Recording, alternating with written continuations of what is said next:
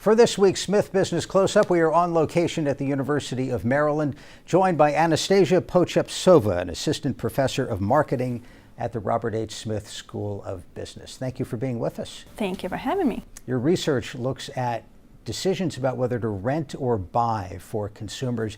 Why did that become an area of focus for you?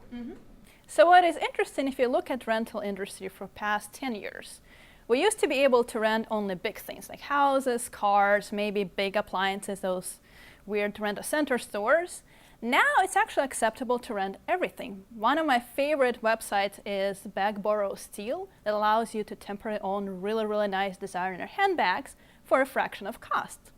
So we were really interested in why it became so acceptable to rent things. And if it is acceptable to rent things, how do consumers make decisions about those products? How do they make decisions, and do they make the decision differently if they're going to rent that handbag as opposed to going out and buying it? So what is interesting is that they make decisions very differently. In our studies, we also control for the amount of money they spend and how long they're going to use the product, so the obvious economical differences between those two options. But we find that rental decisions come to consumers so much easier. They spend less time evaluating options, they look at fewer options available in the marketplace, and they end up buying more, or renting more, should I say.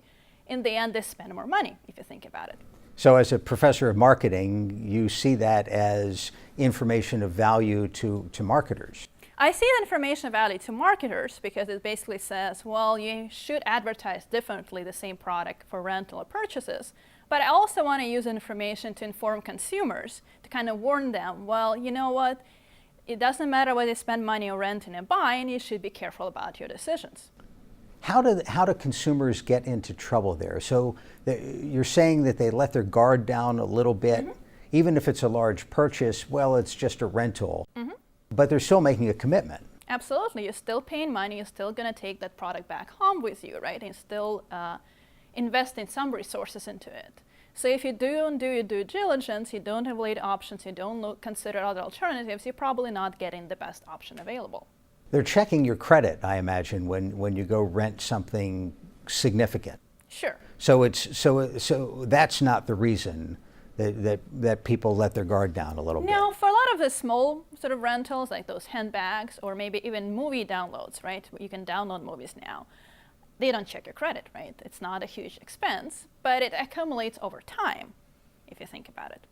Is there a technology component to this? I mean, obviously the download business wouldn't be possible without technology, but can the same be said for handbags? Absolutely, it makes it much easier, right? You go to a website, it simplifies your decision process. You check a couple of options, you don't need to go to a store to fill out an application form. You say, well, I want to own this, let me try it out.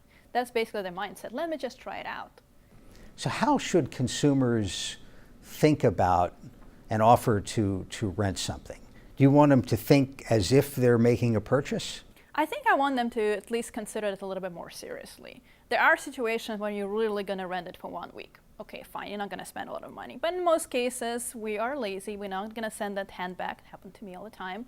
After 1 week, I kind of like it. I'm going to keep it for months or two, and it's actually a lot of money, right?